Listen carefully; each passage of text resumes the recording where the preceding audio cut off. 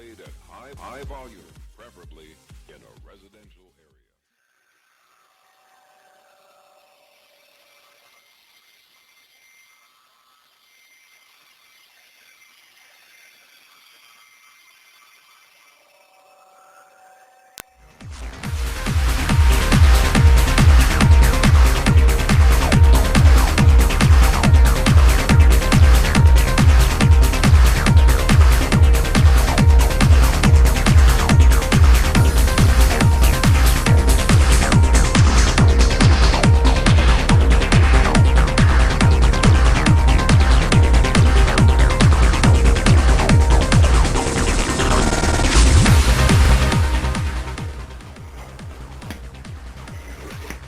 Yeah.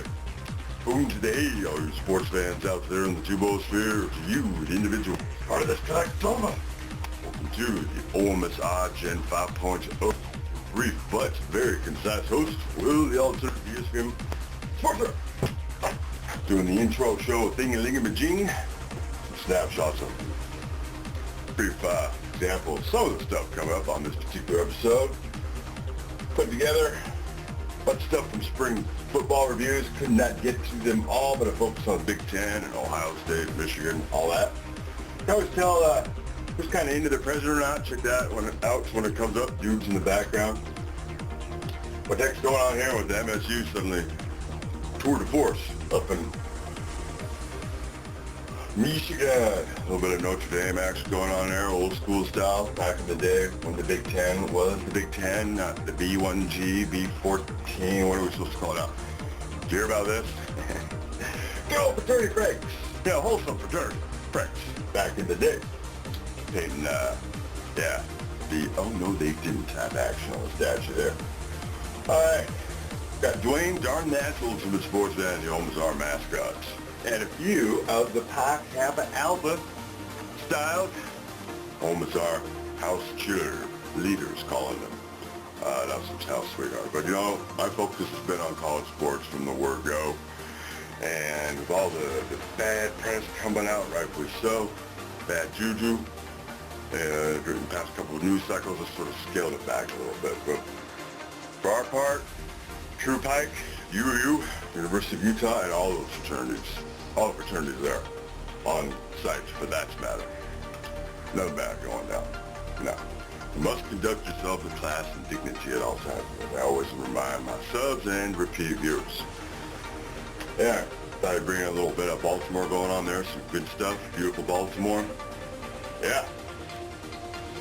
I had to do a double take there for a second because I was like, wow. In a good way. You always keep it respect. And it exemplifies, you know, those taking charge and not letting a few bad apples ruin it for everybody or mischaracterize the city or allow the media to do that. You gotta have like activities, positive activities is what was going on here to distract from those who were trying to start things up. Alright. Yeah, again, focus on Ohio State. So meet me over here on the other side to the main feature of Gen 5.0, which is the Will in a Box.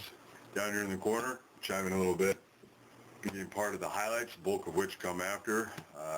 First part one, till we get to the segue for the quickie sport rant of the segment, which is, on this particular episode is going to be the much vaunted, I had this vision quest years ago. How do you get three kick-ass quarterbacks on the field at the same time and run the offense? The TQO.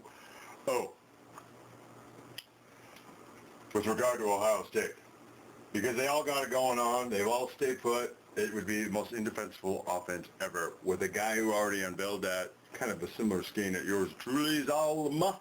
That's the U, University of Utah. There are 3 U's. It's not Miami.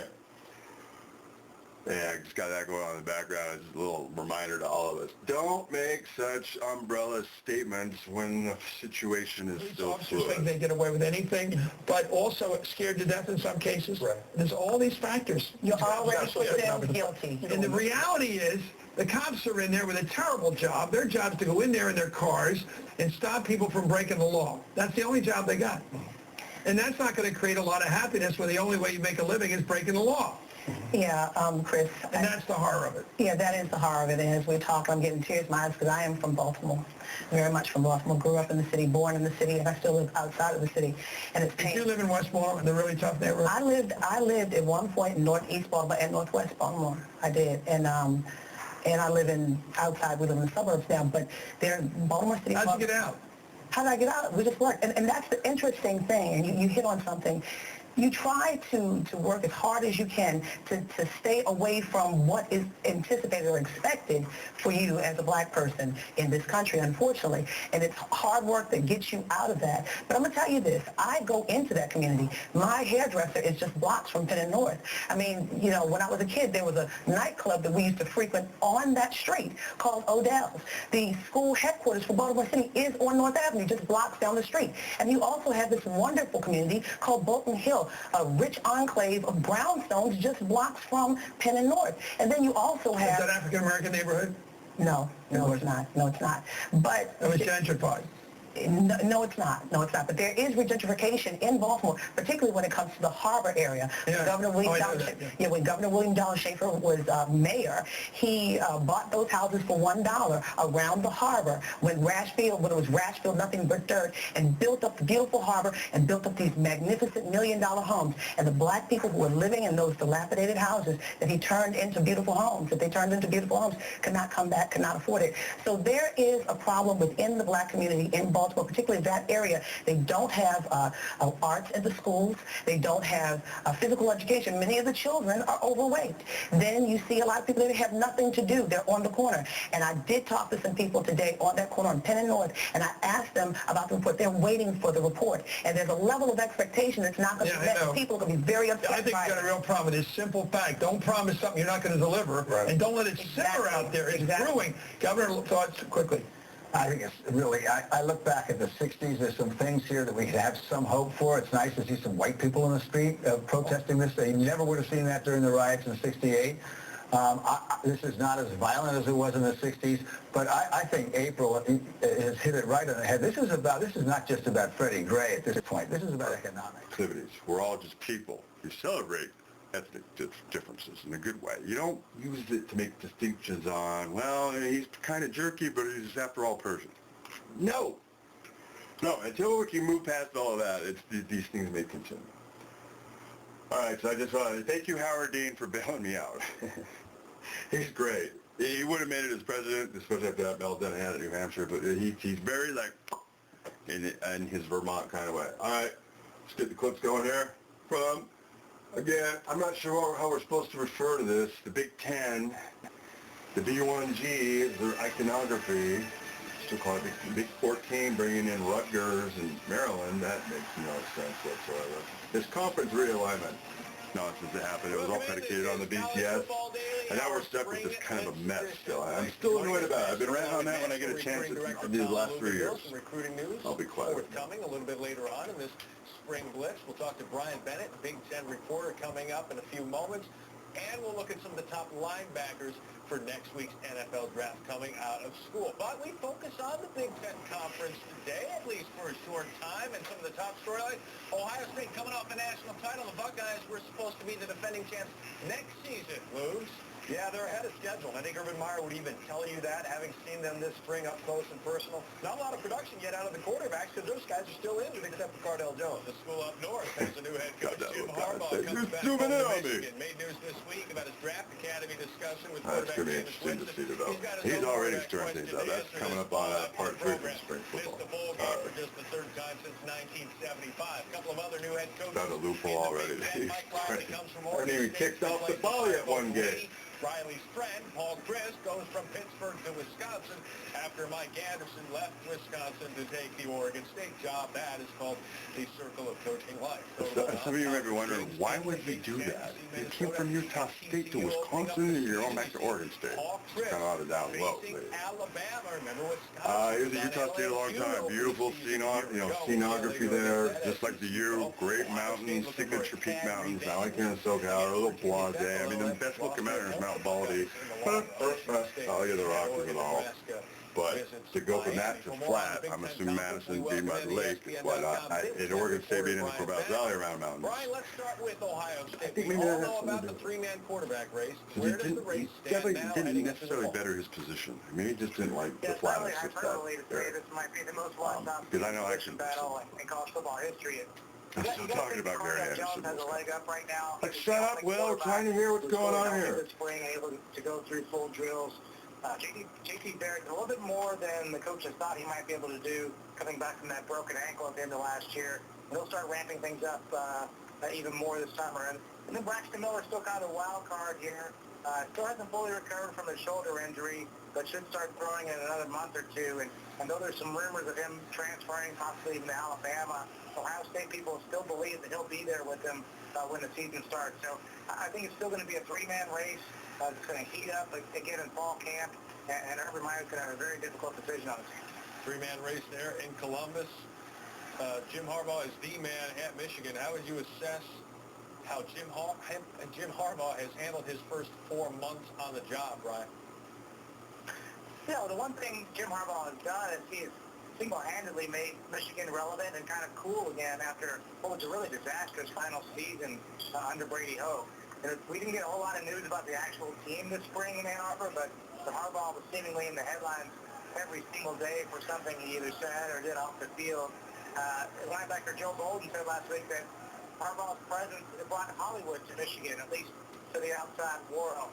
Inside the program, it's a different story. They had some long physical practices, and there's a lot. That's not the case for Jim Harbaugh at Michigan, trying to turn around a program that was 5-7. Again, missed the bowl game for the third time since 1975 for Michigan. So you spent some time in Michigan this spring with the coaching staff. What is going to be their MO here to try and turn this around, establishing toughness? All right, freeze that. Segue to the Clean Sport for the Jim Harbaugh.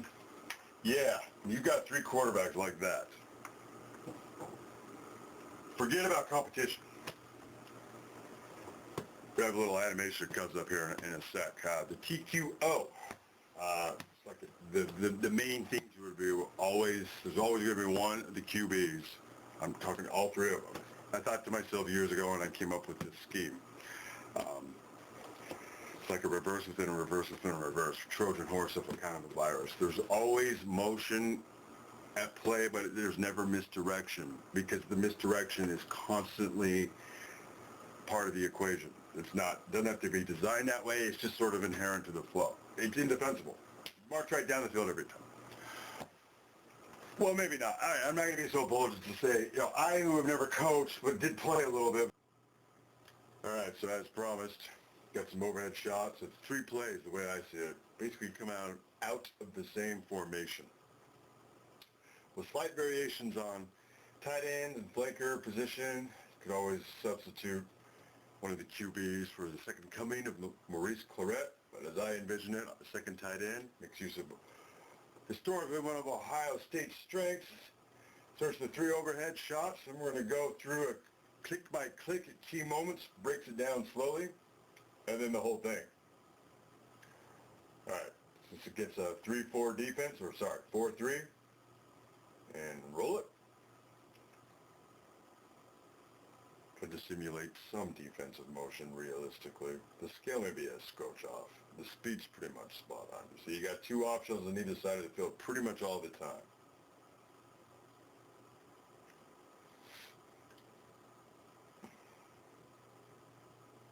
Little step back, jab, step back 3 for the QB. The crowd goes wild at the horseshoe. All right, so here comes full speed. Keep in mind, the action going up top. It's not so much a pick play that's being run here, more like the rub. Pick play is cheating. Trying to use your teammate to bump into your defender. The rub play is you get the defenders to trip each other up.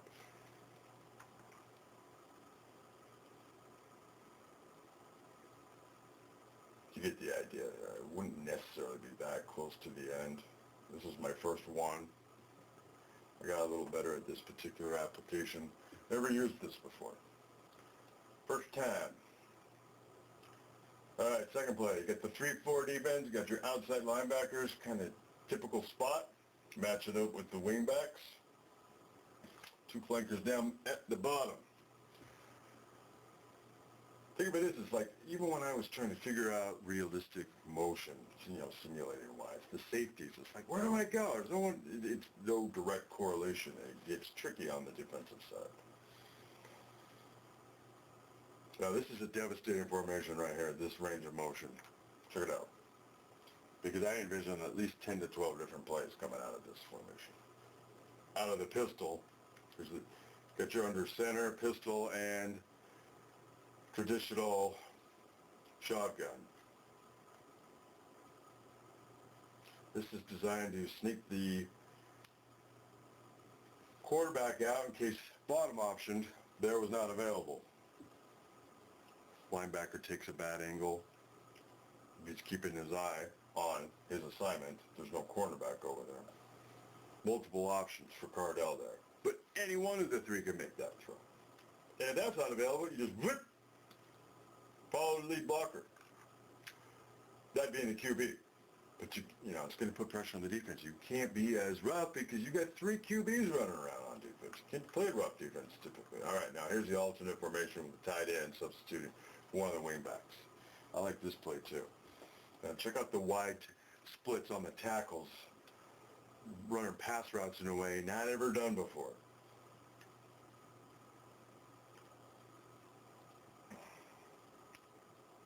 Pardon my mouse action from earlier. Zoom, zoom. They going between the tackles like that. Never see receivers do that. Linebackers, do I go left? Do I go right? Ah, too late. Here it comes in real time. Now, granted, I didn't simulate every single defensive player at every key moment. I was gauging this in 2.5 to 5 second increments. It started to get maddening with 50 different motion paths to keep track of. But you get the idea. The tight ends are always chipping down. They're going to stay in a run block. They're going to go out. That's the key. Formations are very similar, kind of insidious from a defensive point of view. The wide splits, as I mentioned, would be part of the scheme. I realize that some of this is, with the guard center, what I'm trying to simulate there is it's very tight in through there. The only gaps there will be is between the tackles to the tight end, but that's by scheme. Because if it's a quick handoff to one of the QBs, QB number 2, QB 1, lead QB, getting the ball, boom, you cut right in. Also run pass routes that way. Never been done. And finally, with your QBs all there at once, you can sort of get a feel for maybe who's having the best game, certainly who may be having the worst game. You can avoid that one Saturday of the year where the QB, man on point, has a bad Saturday or a bad game. We've all seen it happen to schools we boost for, great teams we remember in the past. And again, you have the second coming of Maurice Claret, running wild. I would not pretend to suggest to Urban Meyer how to do that. All right. So a week later, I got these done, 3 hours each. I'm being modest there. I actually told you how much time it took. You'd laugh. Why would you bother with that, pro bono? Well, because I committed to it, I always follow through, but I would not do this again anytime soon. It's why no one's ever done this before in terms of the management style to be combined with snapshots of how the formations look over the field. But it would be devastating to have all your plays done like this. And also analyze plays that went well or went bad over the past week. All right. Bulk of the highlights coming up. Thanks for watching. Those silly DUIs out there reminding you of sports and alcohol. They are joining the little Freddie Gray tribute at the end with the OMSR Fly Girl synced up to the techno. Roll clips. Case for Jim Harbaugh and Michigan trying to turn around a program that was 5-7. Again, missed the bowl game for the third time since 1975 for Michigan. Right. So you spent some time in Michigan this spring with the coaching staff. What is going to be their MO here to try and turn this around, establishing toughness? I think the number one staple of the Jim Harbaugh coach team is they are going to be a tough football team, to the point where they may do some things in recruiting that look a little odd because they want to establish a certain something at a certain position that's required for everything to fire on all cylinders. So I think that's number one, establish toughness. Number two, him taking this job isn't all about Jim Harbaugh and the Tide of Michigan.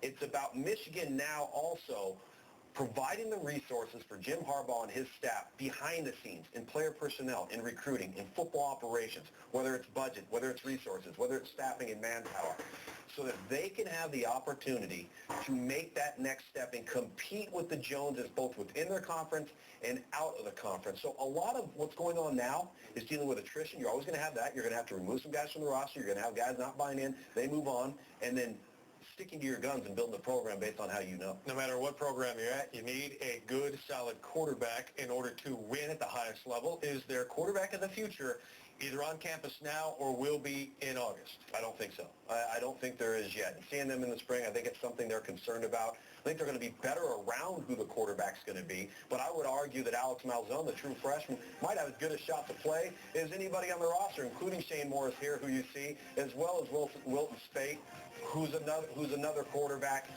in the mix. And then, of course, we've talked about Jake Rudock, who's transferring from the University of Iowa, who actually fits this offensive scheme very, very well. So that could be maybe a temporary Band-Aid to get this offense rolling. But Malzone transferring in mid-semester, being there in spring football, I think is something that is important for Michigan and the offense to create competition, give the coaches more options, whether it's Jed Fish, the offensive coordinator, or Jim Harbaugh, who's heavily involved in the quarterback race. But it's the defensive side of the football that's going to have to carry this team early, and they're going to be very good on that side. You talk about early. Carry this team early?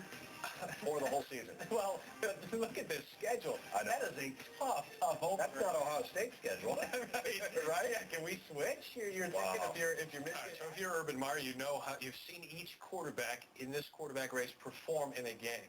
What are the factors that are going to lead him to an ultimate decision here in the fall? Yeah, who runs the team best? Not who has the best mechanics, who throws the ball the furthest, who's the fastest, none of that stuff matters. What matters is how well does the team perform when he's under center. And the answer to that is J.T. Barrett. And I think he does the full game. So he can handle the run game well, he can get out of the pocket, and he's accurate with the football. And if he's the same J.T. Barrett as he was a year ago, and I anticipate that he will be, I would think it's going to end up being his job. Heisman Trophy contender there at season's end, kind of under the radar, as most stories are when there's a quarterback competition going on. This defense, which was very good last season, just as good or better this year? Should be better. They have a lot of experience. Here's the thing that you can't measure. They just won a national championship. And so what happens with guys when they think they're pretty good and then they know they're pretty good? It's a difference. And so you walk onto the field now and you're standing pretty tall. And you know what you can do, you know what you're capable of, and you know what the guy beside you can do. That makes a big difference. Confidence changes everything, especially at the collegiate level. Last year, time and again, had to prove people wrong. This year, they have to prove people right. Correct. We'll see what happens with the Buckeyes. Again, now reigning national champs for the penthouse here in the world of college football. On Monday, they're in the White House. OH!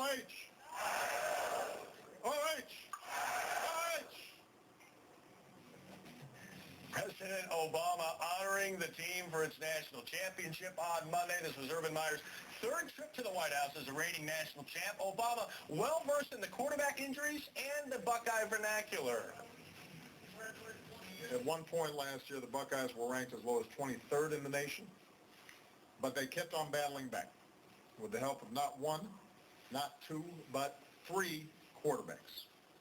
At first, they lost Braxton Miller, a Heisman contender, before the season even started. Then J.T. Barrett, Big Ten Quarterback of the Year, steps in, has an extraordinary run, but then breaks his ankle against a certain team up north. I guess I'm not allowed to. I'm not allowed to. Oh, you know how to play to the... Know your audience, Matt Millen. Cardell Jones been tweeting afterwards. I'm just saying, President Obama asked how my daughter Chloe was and called me 12 gauge.